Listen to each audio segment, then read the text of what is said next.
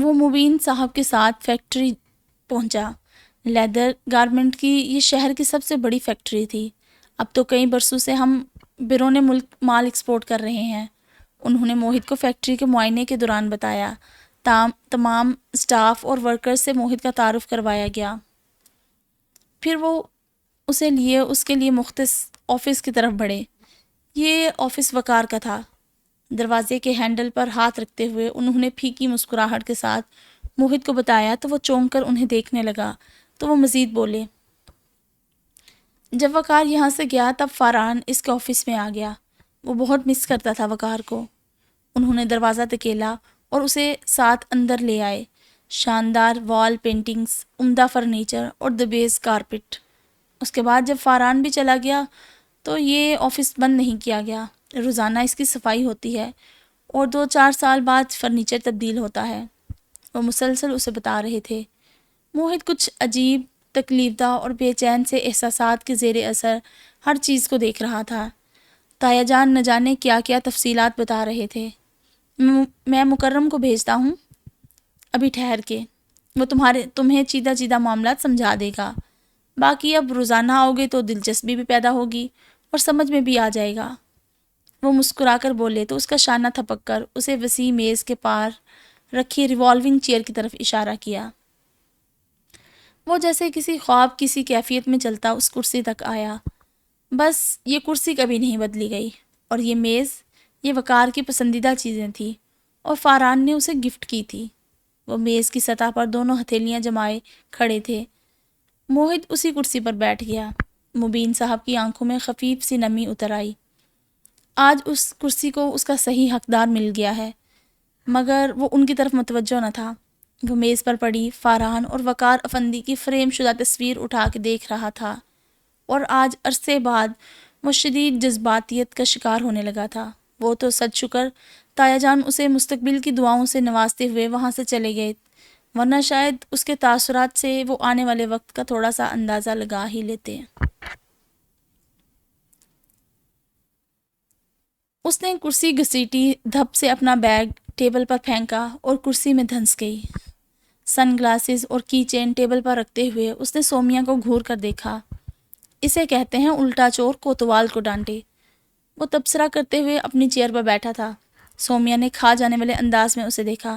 شرم آنی چاہیے تمہیں نمیر افندی، کسی خوبصورت لڑکی سے منتیں کروا کر لنچ کے لیے راضی ہو جانا کوئی کارنامہ ہرگز نہیں ہے۔ خوبصورت؟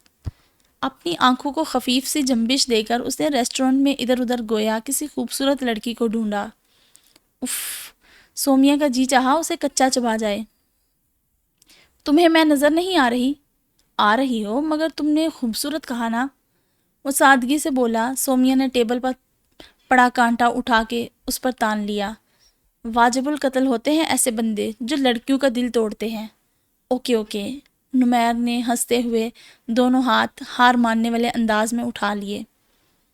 تم کہتی ہو تو مان لیتا ہوں، خوبصورت لڑکی۔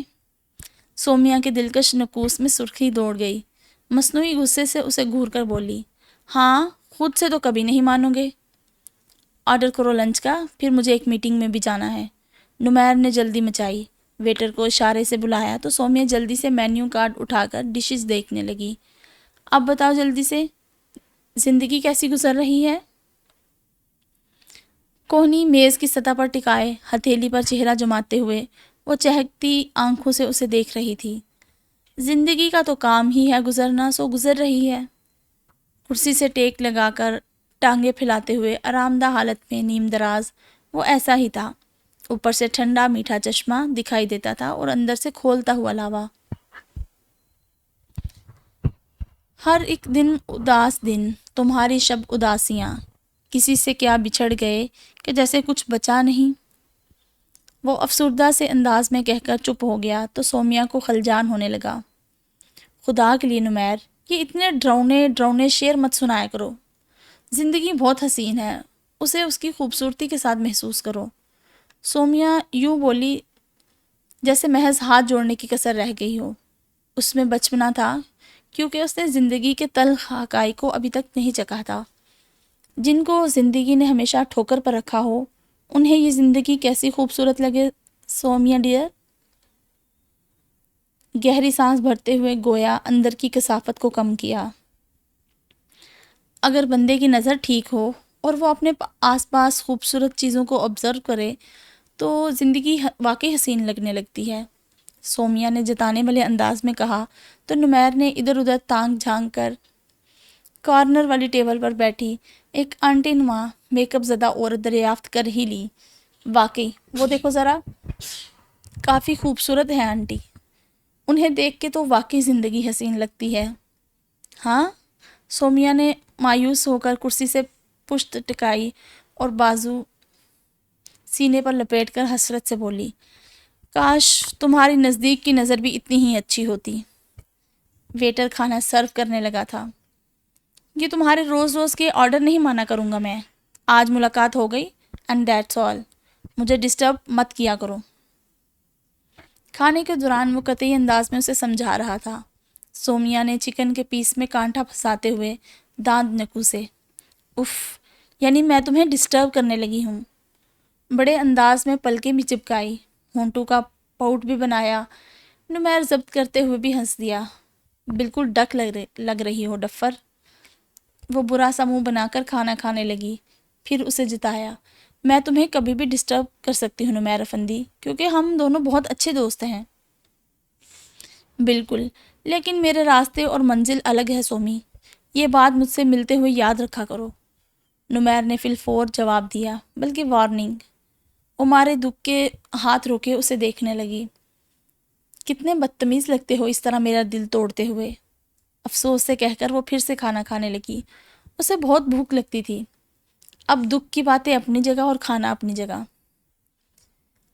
میرے دل پر کفل پڑا ہے سومیا، جس پر سارے اس بیکار ہیں، تم اپنی توانائیاں غلط جگہ پر ضائع مت کرو۔ وہ سنجیدہ تھا، بے حد سنجیدہ۔ تو کیوں گھٹ رہے ہو اندر ہی اندر؟ جاؤ اور اپنے دادا کے سامنے کھڑے ہو جاؤ اور بتاؤ کہ تم بھی ان کے وارث ہو، نمیر افندی، سن آف وقار افندی۔ مجھے ایک سائڈ پر رہنے دو میرے جذبوں سمیت، جب ان سے نمٹ کے آ جاؤ گے تو میں تمہیں محوِ انتظار ملوں گی۔ وہ ایسی ہی تھی، ہر بات کو اتنا ہلکا لیتی کہ مخالف بھی اس کی طمانینت کی داد دیے بنا نہیں رہتا تھا۔ لمحہ بھر کو نمیر بھی چپ ہو گیا، پھر نگاہ میں خفگی بھر کے اسے دیکھنے لگا۔ چند لمحے وہ یوں ہی مگن سی کھانا کھاتی رہی، پھر چونکنے کی اداکاری کرتے ہوئے نمیر کو دیکھا۔ ارے تم بھی نا، مانا کہ آج میں کچھ زیادہ ہی پیاری لگ رہی ہوں، مگر کھانا تو کھا لو، مجھے بعد میں دیکھ لینا۔ بہت ڈھیٹ ہو تم سومی۔ وہ تھک کر کھانا کھانے لگا۔ کسی سے کوئی ناتا ہم بھی جوڑا نہیں کرتے، ملا لے ہاتھ تو پھر عمر بھر چھوڑا نہیں کرتے۔ ہمیں معلوم ہے کہ جیت بالآخر ہماری ہے، سو ہم وقتی شکستوں پر دل تھوڑا نہیں کرتے۔ وہ بڑے انداز سے بولی تھی۔ نمیر افندی اس کی حالت پر جیسے تعصب سے سر ہلا کر رہ گیا۔ ایف اے کر کے فیکٹری سنبھالنے والا وقار افندی جب نوکری کی تلاش میں نکلا تو صحیح معنوں میں چکرا گیا۔ نہ ہاتھ میں کوئی ہنر، نہ کوئی شاندار ڈگری۔ نوکری ملتی بھی کس بنیاد پر؟ فیکٹری میں تو آغا جان نے داخلہ بند کر دیا تھا۔ فکر مت کرو وقار، میں خرچہ بھیجا کروں گا۔ فاران کا اسے مسلسل رابطہ تھا۔ اپنے پاس ہی رکھیں وہ اپنی کمائی، ایک ڈھیلے کا بھی روادار نہیں ہوں میں۔ ہٹیلا اور ضدی تو وہ بھی بہت تھا۔ زرنگار نے سمجھایا، تمہارا حق ہے وقار، افندی ہاؤس کی کسی بھی چیز پر میرا کوئی حق نہیں رہا زری، وہاں سے نکالا گیا ہوں میں خالی ہاتھ، کسی نے زبانی کلامی دوا تک دے کر نہیں بھیجا۔ اس کی آنکھوں میں سرخی اترنے لگی۔ زندگی بہت مشکل ہو جائے گی وقار۔ وہ کچھ کہنے لگی تھی کہ وقار نے عجیب سی نظروں سے اسے دیکھا۔ پیسے کے بغیر اور میرے ساتھ؟ بڑے سلگتے ہوئے انداز میں پوچھا تو وہ نرمی سے مسکرا دی۔ تمہارے لیے ہی کہہ رہی ہوں وقار، میری تو زندگی ہی تم بن گئے ہو۔ میں تو اس طوفان میں اپنی ساری کشتیاں جلا کے اتری ہوں، واپسی کا تو سوال ہی پیدا نہیں ہوتا۔ بس تم اپنی انہی پیاری پیاری باتوں سے میرا حوصلہ بڑھاتی رہو، پھر دیکھنا سب ٹھیک ہو جائے گا۔ وہ مسکراتے ہوئے بولا۔ مگر زرنگار نے اس سے زیادہ زندگی کی تلخیوں کو چکھا تھا۔ زندگی کی ہر ٹھوکر ایک سبق سکھایا کرتی ہے، اور زرنگار کے پاس تو ان اسباق کی ایک پوری کتاب تھی، مگر فی الوقت وہ وقار افندی کی آنکھوں میں اترے خوابوں کو برباد نہیں کرنا چاہتی تھی، سو اسبات نے سر ہلا دیا۔ اور اگلے کئی دن محض بھاگم دوڑ تھی اور نوکری کی تلاش، ناکامی، فقط ناکامی۔ بازار میں زرگل بائی نے بیٹی کو دیکھ لیا تو آپ دیدہ سی گلے لگ گئی۔ بیٹی کا حلیہ ہی اس کے حالات کی داستان سنا رہا تھا، واپسی کے اس کے ساتھ ہی آ گئی۔ زرگل بھائی، طوائف مردوں کے لیے طوائف ہوتی ہے، اپنی اولاد کے لیے وہ ایک ماں ہوتی ہے۔ زرگل بھائی نے چاہے زرنگار کو بھی کمائی کا ذریعہ ہی سمجھا ہو، مگر اس کے لیے وہ فقط ایک ماں ہی تھی، وہ فقط ایک ماں کی صورت تھی۔ طوائفیں اپنی بیٹیوں کو بھی طوائف ہی بنایا کرتی ہیں، ان کے پاس اور کوئی آپشن نہیں ہوتا۔ گھر تو اچھا ہے، کماتا نہیں ہے کیا؟ پہلے تو بڑی دولت لٹائی اس نے تیرے اوپر۔ جو پورے فلیٹ کا جائزہ لیتے ہوئے تنقیدی انداز میں کہہ رہی تھی۔ اللہ کا شکر ہے اماں، بس نوکری مل جائے تو جو مسئلے ہیں وہ بھی حل ہو جائیں گے۔ وہ جوس کا گلاس ماں کو تھماتے ہوئے بولی۔ بڑی بیوقوف نکلی تو زری، لاکھوں کا وجود مٹی میں رول دیا تو نے اس کی خاطر۔ زرگل بھائی نے تعصف اور تحقیر بھرے انداز میں سونے کی انگوٹھیوں بھرے ہاتھ سے فلیٹ کی طرف اشارہ کیا۔ زرنگار کو ماں کی بات پر غصہ نہیں آیا۔ عزت کی خاطر اماں، سودا برا میں نے بھی نہیں کیا۔ وہ مسکرائی تو چہرے پر ذرہ بھر بھی ندامت نہ تھی۔ عزت کو کتنے دن چاٹو گی بیٹھ کر؟ اپنے میاں سے بات کر، کون سا دھندا کرتی تھی تو؟ گانا گا کے تو شریف گھرانوں کی لڑکیاں بھی کماتی ہیں، مگر طوائف کے گھر یہ سب دھندا کہلاتا ہے اماں۔ وہ آزردہ ہوئی۔ اپنے شوہر سے کہہ، اگر مان جائے تو میں کام دلوا دوں گی تجھے۔ ٹی وی کا ایک ڈائریکٹر واقف ہے میرا۔ شیطان کا ایک روپ نہیں ہوا کرتا۔ آج وہ زرگل بھائی بن کے آیا تھا۔ زرنگار ہنسنے لگی۔ جوس پیو اماں، ٹھنڈا ہو رہا ہے۔ زرگل بھائی برا مان گئی۔ دل کٹ رہا ہے میرا تجھے ان برے حالات میں دیکھ کر۔ فلیٹ بھی یقیناً کرائے کا ہوگا، کل کو فاقوں پہ نوبت آ جائے گی۔ اماں تم تو ایسے ہی جذباتی ہو رہی ہو۔ میں بہت خوش ہوں وقار کے ساتھ۔ عزت کے ساتھ محبت ملے تو لڑکی پھول کی طرح کھل اٹھتی ہے۔ زرنگار نے اسے یقین دلایا۔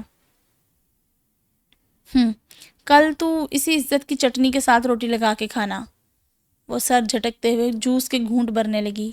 دل ہی دل میں طے کر لیا تھا کہ وقار افندی سے بھی باز پرس ضرور کرنی ہے۔ بھائی خرید لیا تو کیا ہوا، اچھے حالوں میں تو رکھے زرگل بائی کی بیٹی کو۔ مائیں اپنی اولاد کو بد دعائیں نہیں دیا کرتی اماں، دعا کرو میرے لیے، اپنے داماد کے لیے۔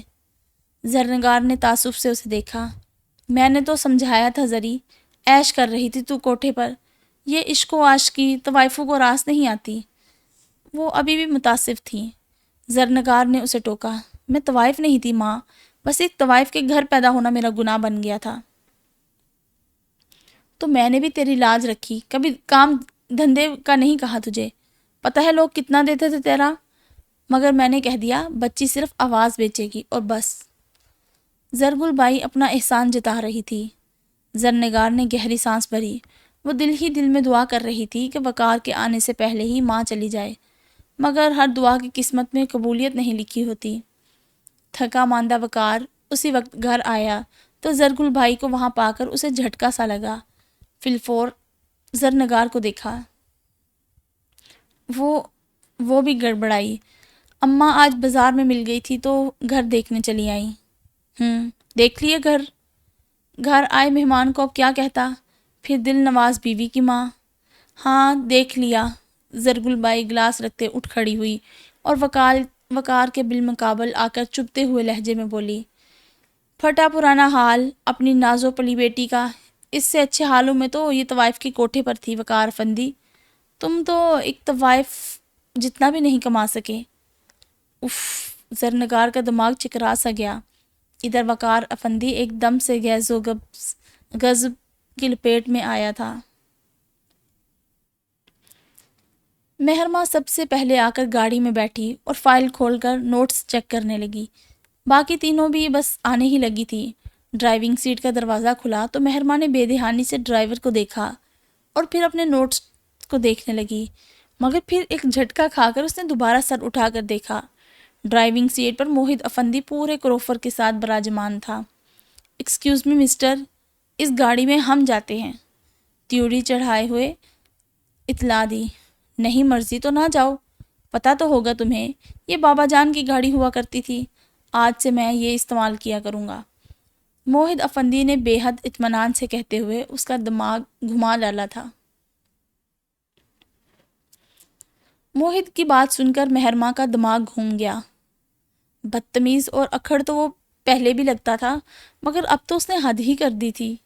یہ ٹھیک ہے کہ یہ گاڑی واقعی کسی دور میں فاران صاحب کے زیر استعمال رہی تھی، مگر اسے اس قدر بہترین کنڈیشن میں رکھا گیا تھا کہ 14 سال پرانی لگتی ہی نہ تھی۔ اب جب سے لڑکیوں نے کالج یونیورسٹی جانا شروع کیا، تب سے یہ گاڑی گویا اسی کام کے لیے مختص ہو گئی تھی، مگر اب یہ نیا دعوے دار۔ اس کے چہرے سے تپش کی لہریں لپٹیں، سن گلاسز آنکھوں پہ لگائے، اسٹیئرنگ کو انگلیوں سے بجاتا وہ جیسے اپنی بات کی سنگینی سے واقف ہی نہ تھا۔ تم یہاں قبضہ کرنے آئے ہو یا کوئی پرانا بدلہ لینے؟ غصے کی لہر نے مہرماں کو ساری اخلاقیات بھولنے پر مجبور کر دیا تھا۔ پھر فوراً ہی اپنی چیزیں سمیٹتی گاڑی کا دروازہ کھول کر نیچے اتری اور زوردار طریقے سے دروازہ بند کیا۔ بہیو یور سیلف، وہ ناگواری سے اونچی آواز میں بولا۔ پرانے بدلے ہی رہنے دو، نئے کھاتے مت کھولو ورنہ پچھتاؤ گی۔ وہ تنفر سے اسے دیکھتی پاؤں پٹکتی اندر کی طرف بڑھی۔ کیا ہوا، چھٹی ہے آج؟ تزین نے اس کے پاس سے گزرتے ہوئے رک کر حیرت سے استفسار کیا۔ فرزین اور ملاحہ باتیں کرتی نکل گئی تھی۔ مہرماں لمحہ بھر کو رکی۔ وہاں گاڑی میں گاڑی کا اصل حقدار بیٹھا ہے۔ اس کے انداز میں برہمی تھی۔ تزین محظوظ ہو کر مسکرائی۔ اوہ ہو، موہد افندی! اس نے فوراً ہی بوجھ لیا تھا۔ بیچارے نے اپنی زندگی میں اتنی لگژریز دیکھی جو نہیں، آتے ہی قبضے کی فکریں لگ گئی۔ اونچی آواز میں پلٹ کر کہا جس کو سنانا مقصود تھا۔ اس نے چہرہ موڑ کر دیکھا، مگر سن گلاسز نے آنکھوں کے تاثرات مخفی رکھے۔ کم آن مہرو، تزین نے آواز ہلکی رکھی تھی، آ جاؤ، مزہ رہے گا۔ ہم بھی تو دیکھیں موہد فاران افندی چیز کیا ہے۔ اس کے لہجے میں دبا دبا سا جوش تھا۔ مہرماں نے ناگواری سے اسے دیکھا۔ تم جاؤ، مگر مجھے ایسے کام کرنے کا کوئی شوق نہیں جس میں عزت نفس مجروح ہوتی ہو، وہ تیکھے انداز میں کہتی اندر چلی گئی۔ یہ تو طے تھا کہ آج اس کی یونیورسٹی سے چھٹی تھی۔ پتہ نہیں کس بات پہ اکڑتی ہے۔ تزین بڑبڑاتے ہوئے سر جھٹکتی گاڑی کی طرف بڑھی، جہاں پچھلی سیٹ پر بیٹھی ملاحہ اور فرزین بھی حیران تھیں۔ ان کے برعکس تزین نے بڑے اعتماد کے ساتھ جا کے اگلی سیٹ کا دروازہ کھولا اور بیٹھ گئی۔ Welcome cousin. تزین کے انداز میں بہت خوشگوار حیرت تھی۔ ملاحہ اور فرزین ابھی تک مہرماں کے جملے سے مستفید ہو رہی تھی جو وہ موہد افندی کی شان میں بول کر گئی تھی۔ ان کی سانسیں تھمیں، مگر اگلا لمحہ حیران کن تھا۔ موہد افندی کے لبوں پر ہلکی سی مسکراہٹ پھیل گئی۔ تھینکس۔ اس نے یوں ہی مسکراتے ہوئے تزین کی طرف دیکھا اور جملے میں اضافہ کیا، تھینک گاڈ یہاں سب بدتمیز نہیں ہیں اور سڑیل بھی۔ تزین نے ہلکا سا کہکا لگا کر گویا اس کے فکرے کی داد دی۔ جی نہیں، میری آپی نہ تو بدتمیز ہے اور نہ سڑیل۔ ملاحہ کو برا لگا تھا۔ اوہ، وہ گاڑی سٹارٹ کرتے ہوئے ہلکے سے ہنسا۔ تمہاری آپی کا نام کس نے لیا؟ میں تو بدتمیز اور سڑیل کہا ہے۔ فرزین نے ملاحہ کی پسلی میں کوہنی چبائی۔ وہ بڑبڑاتے ہوئے کھڑکی سے باہر دیکھنے لگی۔ تزین منٹوں میں اس سے فری ہوئی تھی۔ راستہ بتاتی جانا، وہ کہہ رہا تھا۔ اسی سپیڈ میں چلتے رہے تو پھر دوسرے پیریڈ کی بیل بھی بج چکی ہوگی، فرزین بڑبڑائی۔ رائٹ ہینڈ سٹیئرنگ ہے، بس دعا کرو کہیں گاڑی نہ ٹھوک دوں، وہ اونچی آواز میں بولا۔ تب ان تینوں کو حالات کی سنگینی کا احساس ہوا۔ اتنے سالوں تک بائیں طرف گاڑی ڈرائیو کرنے والا آج سیدھے ہاتھ پہ جانے کیا کمال دکھانے والا تھا۔ تزین نے دہل کر اسے دیکھا۔ فرزین اور ملاحہ نے تو دل ہی دل میں باقاعدہ قرآنی آیات کا ورد کرنا شروع کر دیا تھا۔ فرزین اور ملاحہ کو کالج اتارنے کے بعد اس کا رخ اب تزین کی یونیورسٹی کی طرف تھا۔ تمہیں برا لگا ہوگا محرمہ کا انداز؟ تزین نے کچھ سوچ کر پوچھا۔ کیا فرق پڑتا ہے، اسے کون سا اچھا لگتا ہے میرا انداز؟ وہ لاپرواہی سے بولا تھا۔ یہ بھی ایک طریقہ ہوتا ہے دوسروں کی نظر میں آنے کا، بدنام ہوں گے تو کیا نام نہ ہوگا؟ اسے عادت ہے اپنے آپ کو نمایاں کرنے کی، وہ بظاہر مسکراتے ہوئے ہلکے پھلکے انداز میں کہہ رہی تھی۔ موہت نے اس کے یونیورسٹی کے گیٹ کے سامنے گاڑی روکی اور اس طرف دیکھ کر مسکراتے ہوئے بولا، مگر اسے شاید معلوم نہیں کہ دشمن کے سامنے خود کو نمایاں کرنا کس قدر نقصان دہ ثابت ہو سکتا ہے۔ وہ کہہ کر گاڑی آگے بڑھا لے گیا، مگر تزین کئی ثانیوں تک اس کی بات کی سنگینی کو سمجھنے کی کوشش میں گاڑی کے پیچھے اڑتی دھول کو دیکھتی رہ گئی۔ زرگل بائی کی اس قدر اخلاق باختہ گفتگو نے زرنگار کے تو حواس اڑا دیے تھے، وقار افندی کا دماغ بھی گما دیا۔ کیا بکواس ہے یہ؟ وہ تمام تر اخلاقیات بھول کر گھرایا۔ پٹھان خون تپا تو چہرے پر سرخی چھلکنے لگی۔ خواص کو قابو میں کرتی زرنگار پھرتی سے ساس اور دماد کے بیچ آ کھڑی ہوئی۔ آپ اندر چلے وقار، میں بات کرتی ہوں اماں سے۔ ملتجانہ انداز، آنکھوں سے چھلکتی ندامت و بے چارگی۔ وقار نے لب بھینچ کر بہت کچھ اندر ہی روک لیا۔ ارے تو کیا جھوٹ کہا ہے میں نے؟ طوائف کے کوٹھے پر تھی تب 2 کے بجائے 4 وقت کا کھانا ملتا تھا۔ یہ اچھی عزت و شرافت ہے؟ یہ اچھی عزت و شرافت ہے جو پہلے تو کرائے کے مکان میں لائی، اب کھانے کے بھی لالے پڑنے والے ہیں۔ زرگل بھائی کو مردوں کے تیوروں سے ڈر نہیں لگتا تھا۔ ایک طوائف کو زندگی بھر ایک مرد کے تیوروں ہی سے تو واسطہ پڑتا ہے۔ وہ وقار کے انداز سے ڈری نہیں، تیز لہجے میں بولی تو زرنگار نے پلٹ کر دونوں ہاتھ اس کے آگے جوڑے۔ اللہ کا واسطہ ہے اماں، گھر بسا نہیں سکتی میرا تو اجاڑو بھی نہ۔ اس کے لب و لہجے میں محسون کن سختی تھی۔ وقار غصے سے بھرا بیڈ روم میں چلا آیا، فل سپیڈ پر پنکھا چلایا اور نیم اندھیرے کمرے میں ہی جوتے ادھر ادھر پھینک کر بستر پر دراز ہو گیا۔ زرگل بھائی نے صحیح معنوں میں اس کی رگوں میں شرارے دوڑا دیے تھے، مگر آوازوں کا راستہ کون روک سکتا تھا بھلا؟ یہ شریف مرد ایسے ہی ہوتے ہیں زرنگار، 4 دن کی چاندنی والا حساب ہوتا ہے ان کا۔ ابھی تو عشق کے خمار میں ہے، ذرا سا نشہ ہلکا ہونے دے پھر دیکھنا، واپس نہ لوٹا اپنے محل میں تو کہنا، خرید کے لانے والا بھلا کیا عزت کرے گا تیری؟ زرگل بھائی کے لب و لہجے میں وقار افندی کے لیے نفرت، حقارت سبھی کچھ تھا۔ انداز وقار افندی کو سنانے والا تھا۔ بس کرو اماں، زرنگار نے ضبط کی حد یہیں تک تھی۔ زرنگار کے ضبط کی حد یہیں تک تھی، پھٹی پھٹی آواز میں چیخ کر بولی، اور تم، اپنی شرافت کے بارے میں کیا خیال ہے تمہارا؟ وہ تم سے تو اچھا ہے ماں، جو مجھے برے ہاتھوں میں جانے سے پہلے خرید لایا، مگر بیچنے والی کے بارے میں تم کیا کہو گی اماں؟ مائیں بھی کبھی اپنی اولاد کو بیچا کرتی ہیں؟ اس کا سوال بہت دکھ بھرا اور کربناک تھا۔ طوائفوں کی اولادیں ہمیشہ سے بکتی آئی ہیں، زرگل بائی نے ڈٹائی سے کہا تو زرنگار کی آنکھوں میں نمی اتر آئی۔ طوائف تو ایک نام ہے اماں، محض ایک پیشہ۔ ماں تو ہر صورت ماں ہوتی ہے، ماں کی دعائیں تو اولاد کی قسمت بدل دیا کرتی ہیں۔ پھر تو نے کیوں میری قسمت میں بکنا ہی مانگا؟ نکاح کے 4 بول پڑھا کے خالی ہاتھ دعاؤں کے سہارے ہی رخصت کر دیتی تو کسی کی مجال نہ تھی جو مجھے آج خریدنے یا بیچنے کا تانے دیتا۔ وہ رونے لگی تھی۔ زرگل بائی خاموشی سے اسے روکتا دیکھتی رہی، پھر اکتا کر بولی، ٹھیک ہے بھائی، جیسے تو راضی، میرا کیا؟ نورا ہے، ریشم اور مسکان ہے، تھیلے بھر بھر کے نوٹ لاتی ہیں، اللہ کا شکر ہے کسی شے کی کمی نہیں، بس تیری طرف سے گرم ہوائیں جاتی ہیں مجھے۔ عورت طوائف کے کوٹھے پر پیدا ہو کر طوائف نہیں بنتی، آج یہ بات تو زرنگار نے ثابت کر دی ہے۔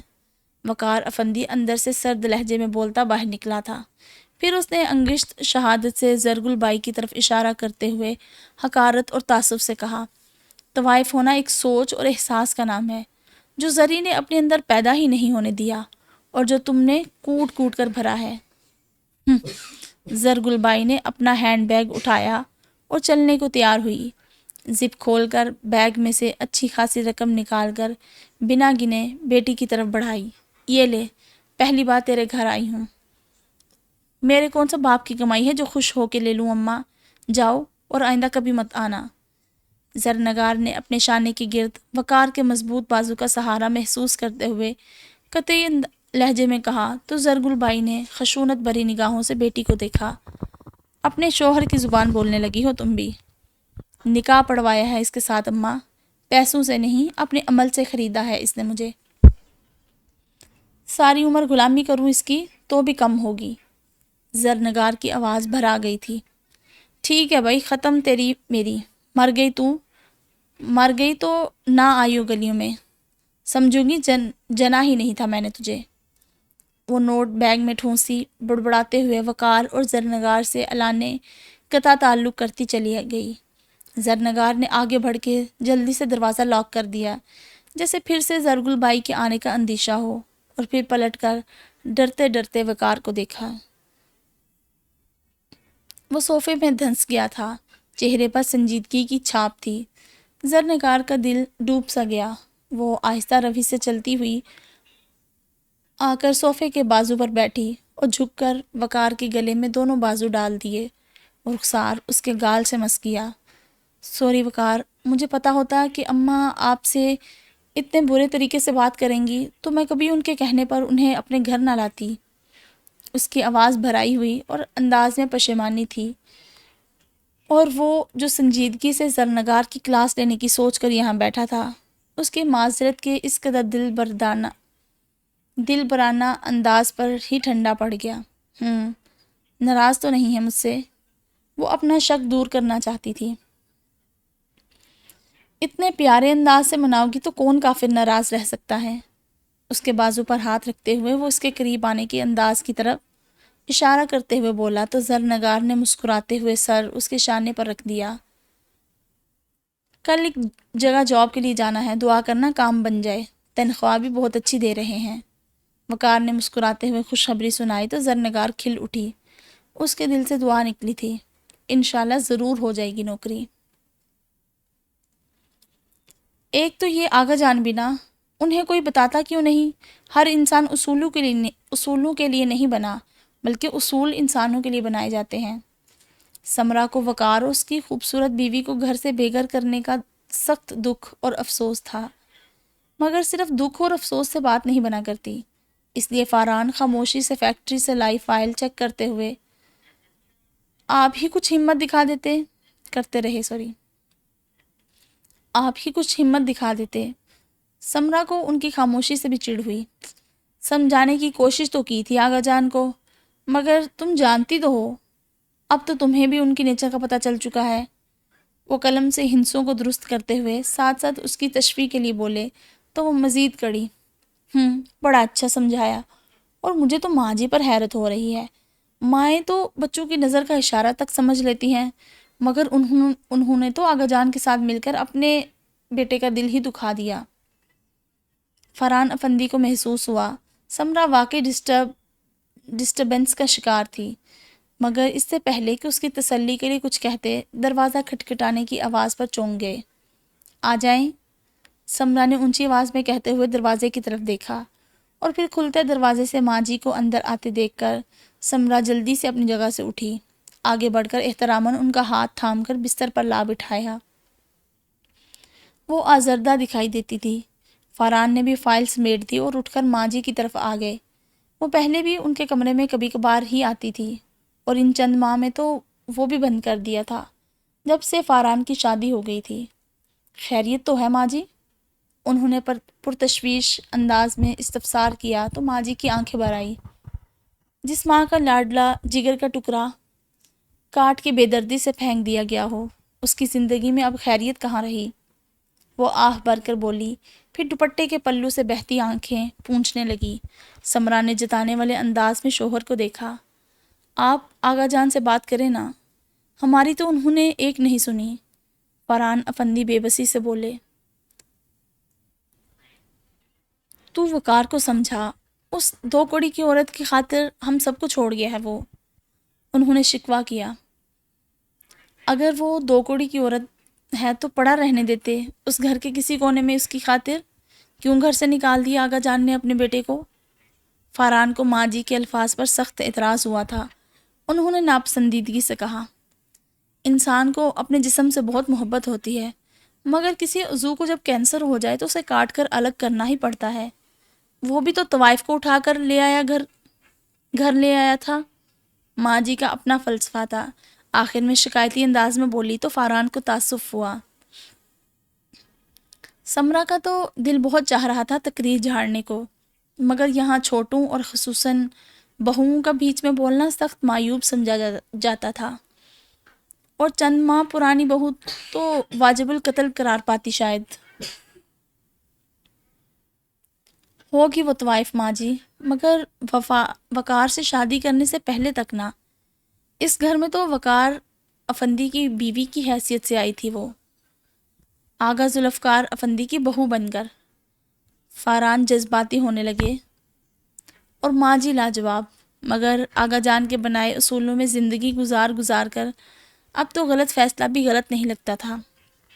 بس جو آغا جان نے کہا وہ ہو جانا چاہیے، افندی ہے اس میں، ورنہ کوئی چھوٹی موٹی قیامت تو آ ہی جائے گی۔ تو اس سے بات کر فاران، میں خود بڑی اچھی اور اصل ذات کی لڑکی سے کرواؤں گی اس کی شادی، سب سے خوبصورت لڑکی ڈھونڈوں گی اپنے لاڈلے کے لیے۔ ماں جی نے فوراً ہی جوڑ توڑ کر لیا، بچے کو مہنگے سے مہنگا کھلونا لے کر دینے کا وعدہ۔ فاران اور سمرا نے تعصب سے انہیں دیکھا۔ ماں جی، اس لڑکی کے لیے وہ ہم سب کو چھوڑ گیا ہے، ہم سب کو، اور آپ کا خیال ہے کہ اس نے ہماری خاطر اپنی بیوی کو نہیں چھوڑا تو کسی خوبصورت لڑکی کی خاطر تو ضرور ہی چھوڑ دے گا۔ واہ! فاران کے لب و لہجہ میں ناراضی اتر آئی تھی۔ ماں جی بات کو اس کی گہرائی کے ساتھ سمجھ گئی تو آہ بھر کے رہ گئی۔ تھوڑی دیر تک تو وہ کمرے میں ٹہل کر غصہ کم کرتی رہی، پھر تنتناتی ہوئی سیدھی آغا جان کے پاس آئی۔ وہ یقیناً اخبار کے مطالعے کے لیے اسٹڈی میں جانے ہی والے تھے، اسے دیکھ کر ٹھٹک گئے، کلائی پر بندی گھڑی پر نظر ڈالی۔ یونیورسٹی نہیں گئی تم؟ جانا تو تھا، مگر آپ کے پوتے نے ہماری گاڑی پر قبضہ کر لیا ہے۔ مہر ماں کو بڑی ہتک محسوس ہو رہی تھی، سلگ کر گویا شکایت لگائی۔ آغا جان نے اس بات پر پوتی کو ہلکا سا گھور کے دیکھا اور جتاتے ہوئے کہا، قبضہ کرنے کی کیا بات ہے، اس کے باپ کی گاڑی میں جاتی تھی تم سب۔ وہ نئی گاڑی بھی لے سکتا تھا آغا جان، ضروری تھا کہ میری انسلٹ کرتا، یوں جتا کر کہ جیسے جس نے نہیں جانا وہ نہ جائے۔ بس پاؤں پٹکنے کی کسر باقی رہ گئی تھی۔ مہر ماں کی کن پٹیاں سلگ رہی تھی۔ ایک تو تم لوگوں کی انسلٹ بھی فوراً ہی ہو جاتی ہے، باقی سب یقیناً اسی گاڑی میں گئی ہوں گی؟ آغا جان نے تیکن سے پوچھا۔ ظاہر ہے، مہر ماں نے سر جھٹکا، بس ایک تم ہی ڈھیٹ ہو، باقی کسی نے انسلٹ محسوس نہیں کی، بس تمہاری انا کے جھنڈے سب سے بلند ہے۔ بڑا ہے تم سے، کچھ کہہ بھی دیا تو برداشت کرنا سیکھو۔ آغا جان نے اسے بری طرح جھاڑ دیا تھا۔ مہر ماں کی آنکھیں بھر آئی، غم و غصہ اس قدر شدید تھا کہ حد نہیں، یعنی اس گھر کا اصل وارث آ چکا تھا۔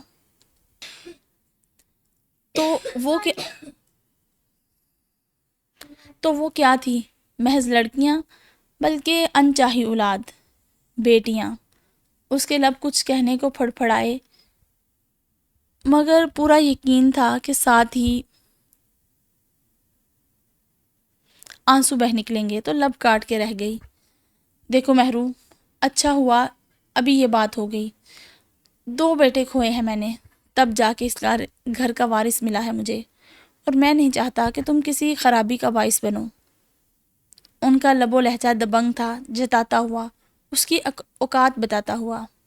جب موہد نے شروع میں آغا جان کا دل دکھایا تھا، تب مہرو نے فیصلہ کیا تھا کہ موہد کو آغا جان کے قریب لانے کی ہر ممکن کوشش کرے گی، مگر یہاں تو کایا ہی پلٹ گئی تھی۔ وہ تیزی سے ان کے کمرے سے باہر نکلی اور باہر نکلتے ہی آنسو نکل آئے۔ اس نے چہرہ ہاتھوں میں چھپا کر دل کا بوجھ ہلکا کر لینا ہی مناسب سمجھا، مگر ساتھ ہی کسی کے کھنکارنے کی آواز پر وہ بے ساختہ ہی بدک اٹھی۔ فوراً ہی ہاتھوں سے چہرہ پونچھنے کی سعی کی، مگر ہاتھ ہٹاتے ہی موہد کو سامنے دیکھ کر اس کے اندر تک کرواہٹ اتر گئی۔ چہرے پر چھائے شکست و ریخت کے نشان اسے ایک دشمن سے مخفی رکھنے تھے، اور وہی کم بخت سامنے آ گیا۔ آغا جان سے شکایت کرنے گئی ہوگی میری، وہ پوچھ رہا تھا اور گویا بوجھ چکا تھا۔ انداز اس قدر لطف لینے والا تھا کہ مہرماں کو وہ دنیا کا عیار اور بدتمیز ترین انسان لگا۔ Shut up! مہرماں پھٹ پڑی۔ وارث ہوگے تم گاڑی اور اس گھر کے، میرے نہیں۔ مجھ سے میری اجازت کے بغیر کبھی بات مت کرنا، وہ زہر خند لہجے میں کہتی ہوئی اس کے قریب سے طوفان کی طرح گزر گئی تھی۔ موہد نے ہونٹ سکیڑ کر اسے جاتے دیکھا۔ در حقیقت مہرماں کے الفاظ اسے اندر تک سلگا گئے تھے، مگر دفتن اس کے لبوں پر ہلکی سی مسکراہٹ پھیل گئی۔ اس نے ہاتھ میں دبی گاڑی کی چابی کو دیکھا تو یہ مسکراہٹ اور بھی گہری ہو گئی۔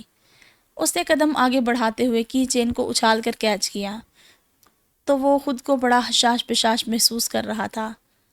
ابھی تو یہ پہلی ضرب ہے مہرماں افندی، آگے آگے دیکھو ہوتا ہے کیا۔ لڑکیوں کے امتحانات کے فوراً بعد مہرماں اور طلال کی منگنی کی تقریب رکھ دی گئی تھی۔ ان دنوں تو سبھی امتحانات میں سنجیدگی سے مصروف تھیں۔ ہاں، مہرماں کا دل بہت ہلکا پھلکا تھا۔ من چاہے ساتھی کا ہو جانے کا خیال ہی پھولوں کی طرح مشک بار کر رہا تھا اسے۔ سو آغا جان نے جو کچھ کہا وہ بھی بھول بھال گئی تھی۔ البتہ یونیورسٹی وہ مبین افندی کے ساتھ جا رہی تھی۔ گھر میں سب کی نظروں میں موہد اور مہرماں کی چپلکش آ گئی تھی، مگر مہرماں نے اسے کوئی اہمیت نہیں دی تھی۔ اس کے نزدیک موہد افندی اس قابل ہی نہیں تھا کہ اسے کوئی اہمیت دی جاتی، اور پھر وہ دن آ ہی گیا۔ اپنی تمام تر رعنائیوں کے ساتھ مہرماں افندی نے طلال کے نام کی انگوٹھی پہن لی۔ سمرا سب سے کٹ کر ایک طرف ٹیبل پر بیٹھی تھی۔ فنکشن اپنے عروج پر تھا۔ ہنسی، مذاق، کہکہے، ایسے میں دل ہواؤں میں اڑ رہا تھا تو مہرماں افندی اور طلال کا۔ کسی کا دل جل کر سلگ رہا تھا تو تزین افندی کا، اور کوئی اس شور ہنگامے اور رونق سے ٹینشن کا شکار ہو رہا تھا تو وہ موہد افندی تھا۔ وہ ان سب کے ہنستے چہروں سے ہنسی نوچ لینا چاہتا تھا۔ وہ سمرا کو تلاشتا ہوا بالآخر ان تک پہنچ ہی گیا۔ اکیلی کیوں بیٹھی ہے ماما؟ وہ تشویش زدہ ان کے پاس بیٹھتے ہوئے بولا۔ دیکھ رہی ہوں، ہمیں اکیلا کر دینے والے اپنی خوشیوں میں مگن ہیں۔ انہوں نے آہ بھری تو موہد نے ان کی آزردگی کو پوری طرح محسوس کیا۔ تب ہی ان کے ہاتھ پر اپنا ہاتھ رکھتے ہوئے تیکن سے بولا، مگر یہ لوگ نہیں جانتے کہ اب ہم اکیلے نہیں ہیں۔ سمرا نے نم آلود ہنسی کے ساتھ موہد کو دیکھا اور غم سے چور لہجے میں بولی، ہاں، اب ہم اکیلے نہیں ہیں۔ موہد نے چند لمحے ان کی آنکھوں میں دیکھا، پھر لب بھینچ کر اسٹیج پر ہوتے ہنگامے پر نظریں گاڑ دی۔ ہمیں کبھی پوری خوشیاں نہیں ملی، ان پر خدا بہت مہربان ہے موہد۔ سمرا کے لب و لہجے میں کسک سی تھی۔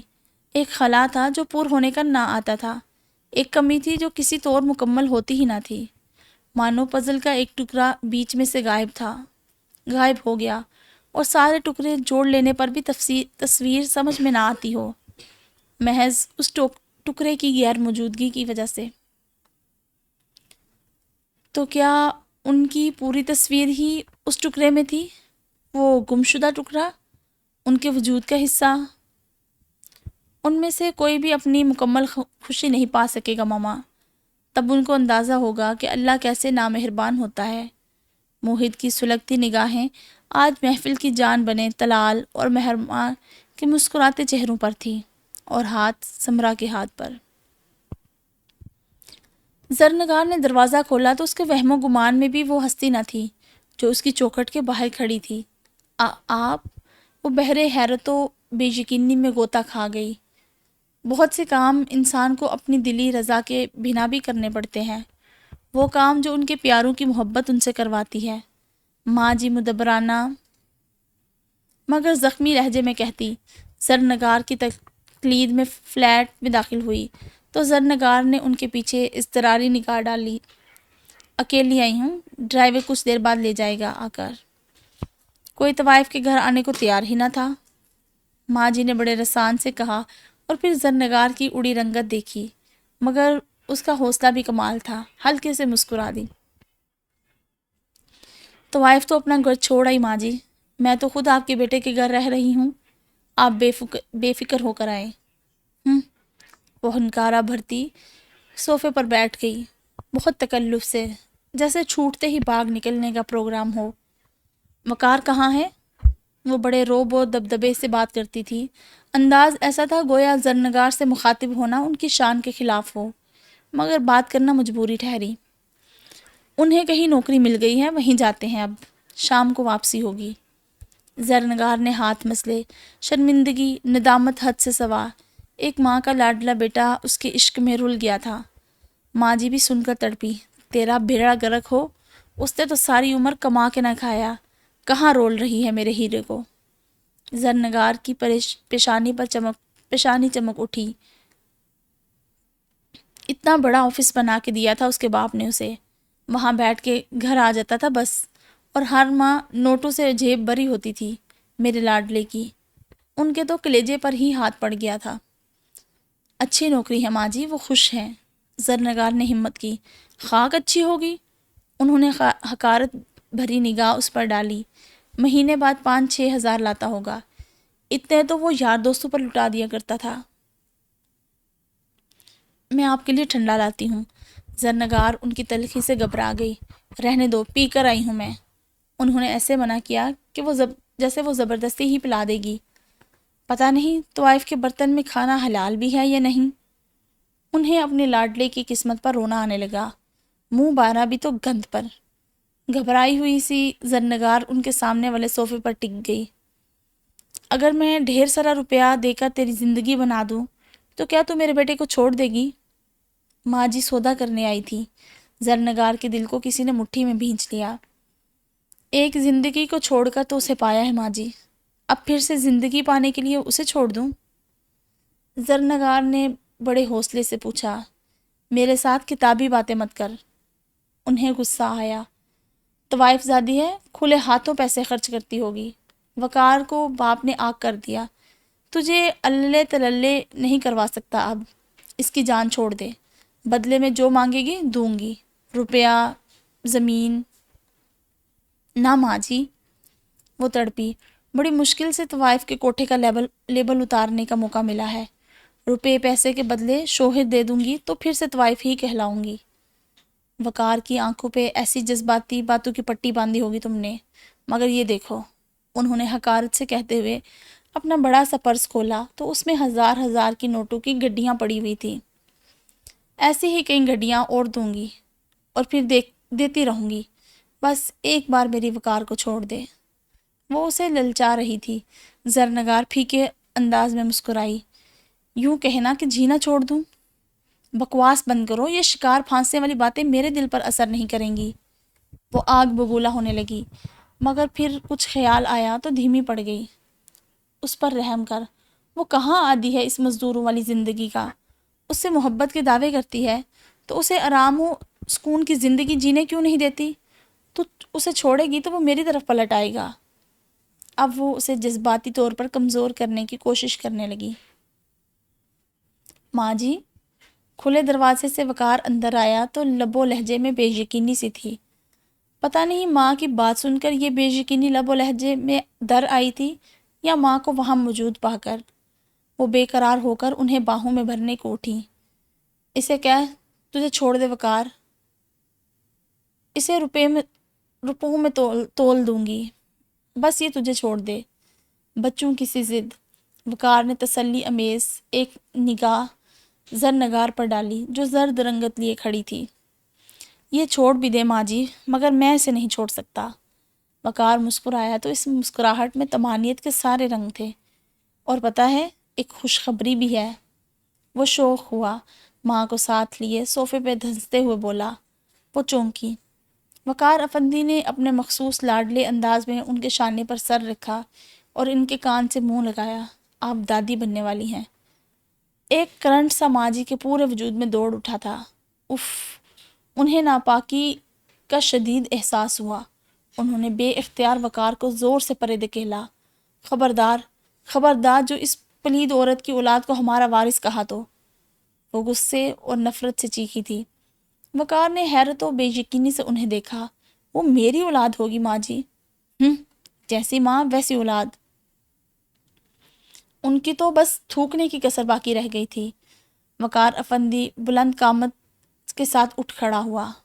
میں نے بھی تو ایک طوائف سے شادی کی ہے ماں جی، میں کس پر پڑا ہوں؟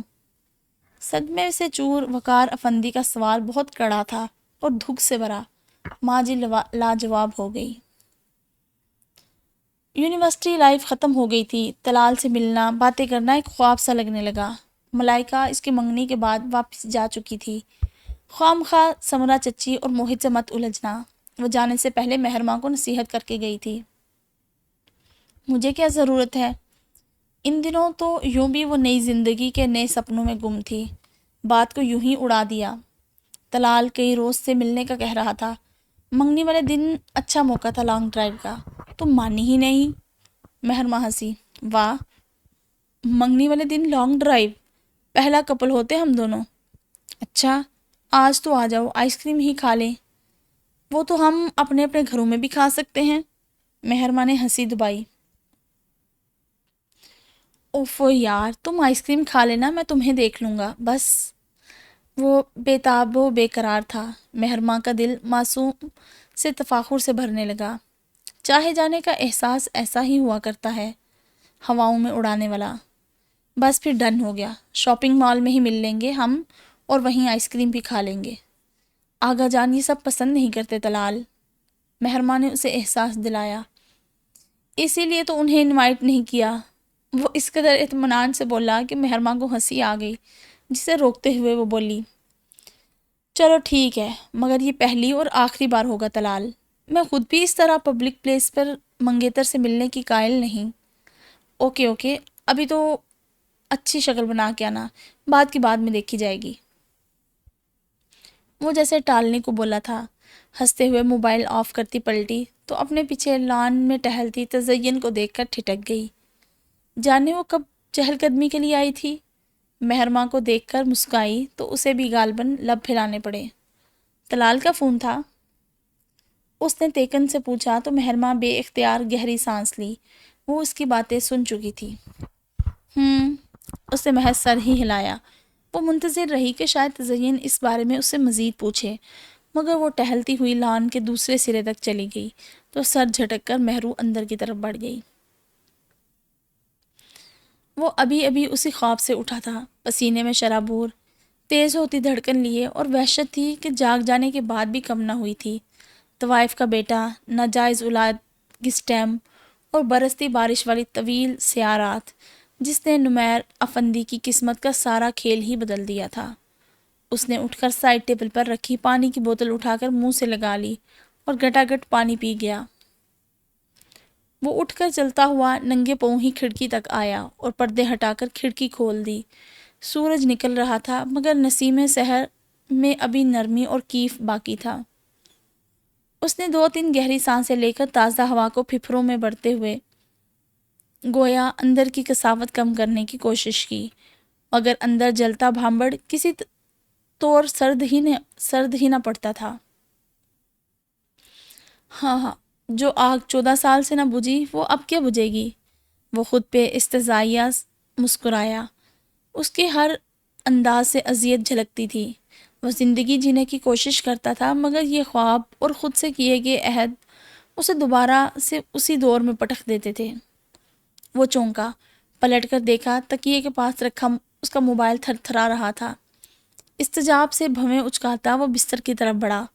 اسے بھلا اتنی صبح فون کرنے والا کون تھا؟ مگر پھر سومیا کے نام پر نظر پڑتے ہی وہ ٹھنڈا پڑ گیا۔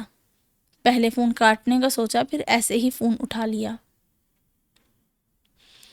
السلام علیکم نمیر وقار افندی، کیسے ہو؟ دوسری طرف سے اس کا مخصوص حشاش پشاش انداز تھا۔ وعلیکم، اور تمہیں میں نے کب کہا کہ فجر کے ٹائم اٹھانا مجھے؟ تیوری چڑھا کر پوچھتے ہوئے وہ بستر پر ٹک گیا۔ ہاں، وہ طنزیہ ہنسی۔ ذرا اپنی کھڑکی سے جھانکو مسٹر، سورج چاچو سر پر کھڑے ہیں آ کر۔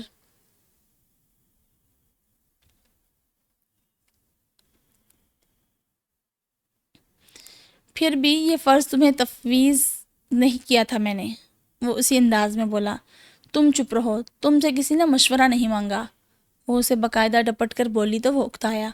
صبح صبح یہی بکواس کرنے کے لیے فون کیا ہے؟ نہیں، ایک اور خوشخبری سنانے کے لیے۔ وہ جیسے خود ہی محسوس ہوئی۔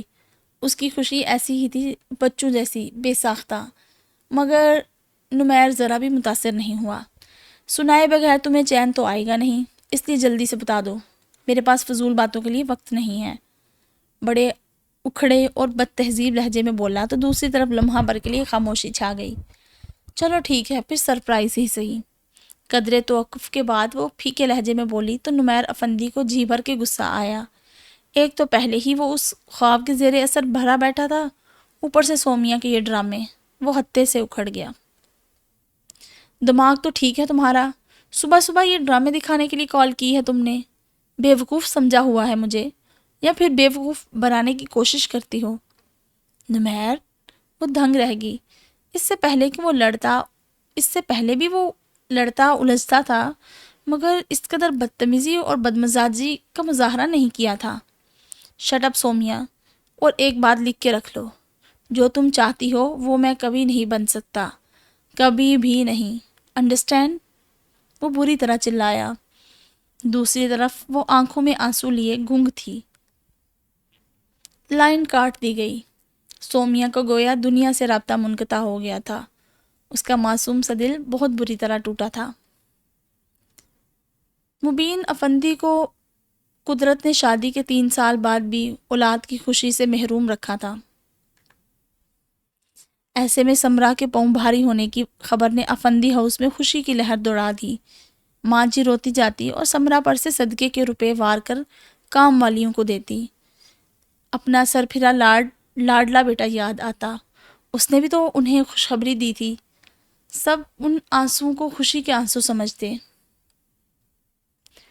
نادان دنیا والے۔ غم اور خوشی کے آنسو میں فرق کرنے کے لیے دل کی آنکھ کا ہونا ضروری ہوتا ہے، ورنہ رنگ اور ذائقے میں کوئی فرق نہیں ہوتا۔ دونوں میں ایک سی شفافیت اور ایک سی نمکینی ہوتی ہے۔ سائیکہ بھابھی کے تو مانو سینے پر سانپ لوٹ گئے۔ چند ماہ پہلے آئی سمرا ان سے بازی لے گئی تھی۔ انہوں نے ڈاکٹروں کے علاج، پیروں فقیروں کے آستانوں کے بھی چکر لگانے شروع کر دیے۔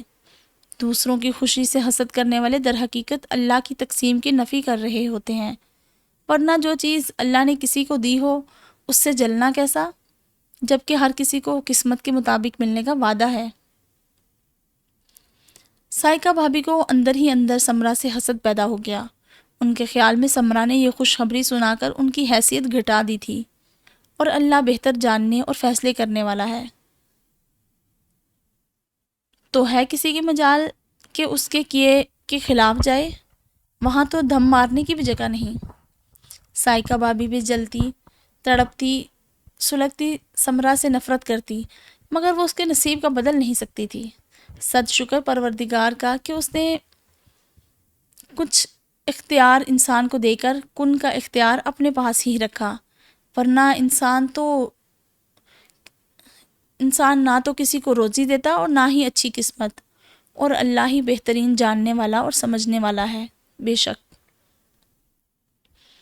ملاحہ اور فرزین کے ساتھ وہ شاپنگ مال آئی تو چند ایک چیزیں ہی خریدی تھی کہ طے شدہ پلان کے مطابق طلال صاحب تشریف لے آئے۔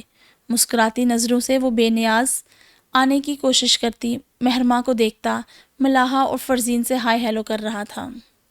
واؤ، کیا سرپرائز ہے! وہ خوش ہو رہی تھی۔ ہو گئی شاپنگ تم لوگوں کی؟ طلال کا روئے سخن ملاحہ اور فرزین کی طرف تھا۔ ابھی تو صرف آپ ہی نے اپنی چیزیں لی ہیں، میں اور ملاحہ تو رہتے ہیں باقی۔ فرزین نے منہ لٹکایا۔ اف، اتنی گرمی میں اپنی آپی کو لے کر پھر رہی ہو، جبکہ یہ اپنی شاپنگ بھی کر چکی ہیں۔ اب تم لوگ اپنی شاپنگ مکمل کر کے آؤ، میں اتنی دیر میں فرسٹ فلور پر موجود آئس کریم پارلر کا چکر لگواتا ہوں تمہاری آپی کو۔ اور ہم؟ وہ دونوں احتجاجاً چلائی۔ بھائی ہم کون سا آئس کریم کھا کر وہاں سے بھاگ جائیں گے؟ تم دونوں اپنی شاپنگ مکمل کر کے ہمیں وہیں جوائن کر لو، ایک آئس کریم تو تم لوگوں کے ساتھ بھی ہو جائے گی۔ طلال نے فوراً دوستانہ انداز میں حل پیش کیا تو وہ پھر کہیں جا کے ان دونوں کو سکون آیا۔ ان دونوں کے آگے بڑھ جانے کے بعد طلال نے مسکراتے ہوئے خود سے کترائی کھڑی مہرماں کو دیکھا۔ ہاں جی چلیں پھر؟ وہ بے ساختہ ہلکے سے ہنس دی۔ جوکر۔ وہ دونوں چلتے ہوئے خود کار سیڑھیوں تک آئے تو ادھر ادھر کی باتوں میں مگن، خود سے کچھ فاصلے پر ان کے تعاقب میں آتے شخص پر ان دونوں میں سے کسی کا بھی دھیان نہ تھا۔ ان دونوں نے خود کہا سیڑھیوں پر نیچے جانے کے لیے قدم رکھے اور ان سے ٹھیک 4 سیڑھیاں اوپر ان کے پیچھے آتے شخص نے بھی۔ وہ نیند کے جھونکوں کی زد میں تھا۔ وقار، زرنگار نے اسے ہولے سے پکارا۔ وہ چونکا۔ نیند سے بوجھل ہوئی آنکھیں پل بھر کو گلابی جھلک دکھلا کر پھر بند ہو گئی۔ زرنگار کو اس پر ترس بھی آیا اور پیار بھی، اور سب سے زیادہ فخر محسوس ہوا۔ یہ وہ مرد تھا جو اس کے لیے اپنی سلطنت ٹھکرا آیا تھا۔ وقار، بات تو سنیں، اس نے احتجاج کیا۔ ابھی اس نے کمرے کی لائٹ بند بھی نہیں کی تھی اور وہ نیند میں جھومنے لگا تھا۔ سن رہا ہوں، وہی غنودگی میں ڈوبا لہجہ۔ آنکھیں تو بند ہیں آپ کی۔ زرنگار نے مشکوک نظروں سے اسے دیکھا۔ تمہیں کس گدھے نے کہا کہ میں آنکھوں سے سنتا ہوں؟ کان کھلے ہیں میرے، تم بات کرو۔ بڑے ٹھنڈے طنز سے اب کی بار اس نے تفصیلی تسلی کروائی تو زرنگار اسے گھورنے لگی، مگر ایک نیند میں جھومتے جھامتے شخص پر یہ گوریاں کلاشنکوف کے برسٹ سا تو اثر نہیں کر سکتی نا۔ میں سوچ رہی تھی کہ اللہ تعالیٰ ہمیں کیا دے گا، دھیمے لہجے میں پوچھا۔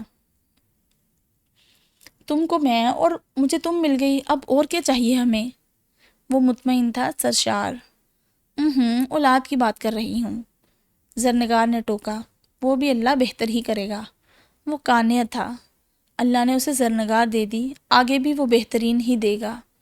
اور اگر، وہ کہنے لگی، مگر شدید جذبات نے ایسا غلبہ پایا کہ فی الفور گلا رند گیا۔ وقار کی آنکھیں پٹ سے وا ہوئی۔ اگر کیا؟ حیرت سے اسے دیکھا۔ اگر بیٹی دے دی تو؟ وہ اٹکی۔ وقار فی الفور اس کی بات کی گہرائی تک پہنچا، خشمگین انداز میں اسے دیکھا اور دانت پیس کر بولا، بیوقوف، یہ کیسا سوال ہے؟ زرگل بائی کی بیٹی کو سینے سے لگا کے لے آیا تو کیا اپنی بیٹی کو نہیں اپناؤں گا؟ وہ فوراً ہی بات کی تہہ تک پہنچ گیا تھا۔ اس کے جواب نے زرنگار کو تشکر کے جذبات میں بھگو ڈالا۔ اف! اس نے بے اختیار آگے بڑھ کر وقار کے شانے پر سر رکھا۔ ڈرا دیا تھا آپ نے مجھے۔ اپنی باتیں بھی تو دیکھو، مجھے پتہ چل گیا ہے جو تم پوچھنا چاہ رہی ہو زری۔ میں اللہ سے بیٹا مانگتا ہوں، اس کے خزانے بڑے پڑے ہیں، اس سے ہمیشہ بہترین چیز مانگنی چاہیے، لیکن اگر وہ بیٹی دے گا تو شکر الحمدللہ، وہ وقار افندی کی بیٹی ہوگی، بے نام و نشان نہیں۔ وہ بے حد سنجیدہ تھا۔ زرنگار کی آنکھیں نم ہوئی۔ وہ دونوں خوشگپیوں میں مصروف، یونیورسٹی کی شرارتوں اور یادوں کو دہراتے آئس کریم کے پیالے سامنے رکھے، اس کے پگھلنے کی فکر کیے بنا باتوں میں مصروف تھے۔ خبردار، جو آئندہ سے تم نے اس طرح ملنے کی فرمائش کی تو مجھے اتنا برا لگا۔ مہرماں اسے آئندہ کے لیے تنبیہ کر رہی تھی۔ جھوٹی۔ طلال اس کی شکل دیکھ کر شرارت سے ہنسا۔ اچھی بلی خوش ہو اس ڈیٹ سے؟ اوفو، ملتی تو یونیورسٹی میں بھی تھی تم سے، مگر اب یوں پبلک پلیس پر اسپیشلی آ کے، وہ بھی آغا جان کے خطرے کی تلوار کے سائے میں، سمجھا کرو نا۔ وہ گھبرانے لگی۔ حالانکہ اب تو پروموشن ہو گئی ہے، فرینڈ سے منگیتر کے عہدے پر فائز ہو گیا ہوں میں، اب تو اس طرح کی حدود مت لگاؤ۔ وہ اسے چھیڑتے ہوئے بولا۔ مہرماں کی کھلکھلاتی ہنسی بے ساختہ تھی۔ اسی وقت کسی نے آ کر ان کے ٹیبل کی سطح پر اپنے دونوں ہاتھ جمائے اور جھک کر مہرماں کو دیکھا۔ اس کی ہنسی کو ایک دم بریک لگا۔ تم؟ وہ لہجہ بھر کو گڑبڑا سی گئی۔ وہ موحد افندی تھا۔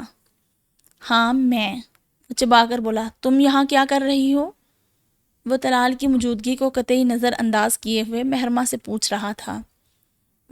میں مہرماں کی پیشانی چمکی۔ ایکسکیوز می، یہ میرے ساتھ ہے۔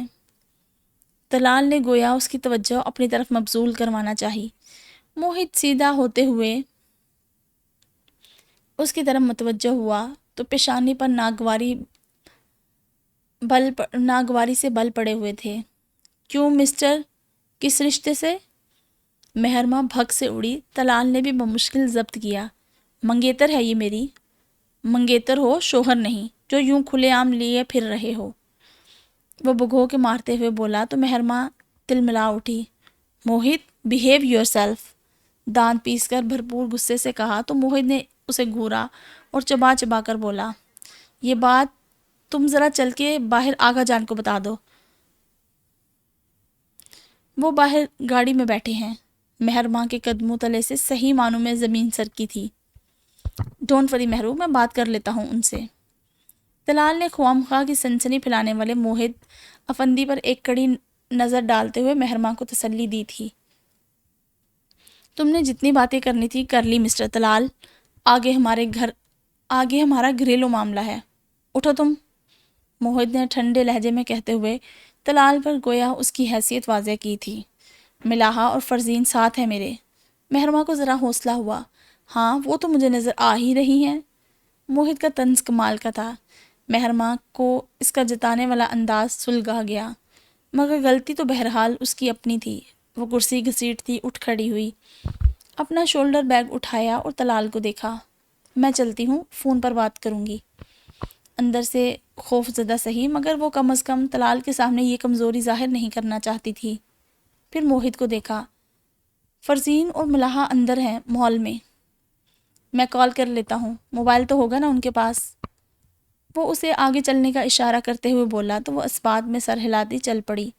موہت نے چلتے ہوئے چڑھتی مگر ایک گہری جتاتی نگاہ طلال پر ڈالی تو وہ اس عجیب سی نگاہ کے معنوں میں الجھا مٹھیاں بھیج کر رہ گیا، اور ادھر ادھر باہر کی طرف قدم بڑھاتی مہرماں کے قدم من من کے ہو رہے تھے۔ آقا جان، دروازے پر لگی گھنٹی کی آواز تو سب ہی نے سنی، مگر چونکہ چوکیدار ہر وقت گیٹ پر موجود ہوتا تھا سو امید واسق تھی کہ مہمان ہوا تو سیدھا اندر ہی آئے گا۔ تائی جان اور سائرہ چچی ٹیبل پر رکھی سبزی بنا رہی تھی، ساتھ ساتھ کسی نہ کسی بات کا ذکر چل نکلتا، جبکہ سمرہ نازک سے فریم کی نظر کی اینک لگائے اخبار پڑھ رہی تھی۔ جب ٹی وی لاؤنج پہ کوئی داخل ہوا، السلام علیکم پپھو، جوشیلا نسوانی لب و لہجہ۔ سمرہ نے جھٹکے سے گردن موڑ کر دیکھا، ان کے ہونٹ بے اختیار کھلے۔ اخبار رکھتے ہوئے وہ اٹھ کھڑی ہوئی۔ گڑیا، وہ بھاگ کر نم آنکھوں کے ساتھ ان سے آ لپٹی۔ تائی جان اور سائرہ چچی ہاتھ روکے ان دونوں پھوپھی بھتیجی کو ملتے دیکھ رہی تھی۔ اس نے ان دونوں کو بھی سلام کیا۔ بھولی سی صورت والی بڑی پیاری سی لڑکی تھی۔ جب پاکستان میں تھے یہ لوگ تو یہ بچی تقریباً ہر ہفتے ہی افندی ہاؤس آتی تھی۔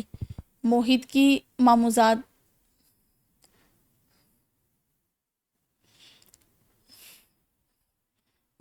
ماموزاد تو تھی ہی، دوست بھی ٹھہری۔ سائرہ چچی کی یادداشت کمال کی تھی، ذہن میں ہی منٹوں میں جوڑ توڑ کر لیا۔ کیا بھلا سا نام تھا بھلا اس کا؟ انہوں نے 14 سال پرانی یادیں کھنگالی۔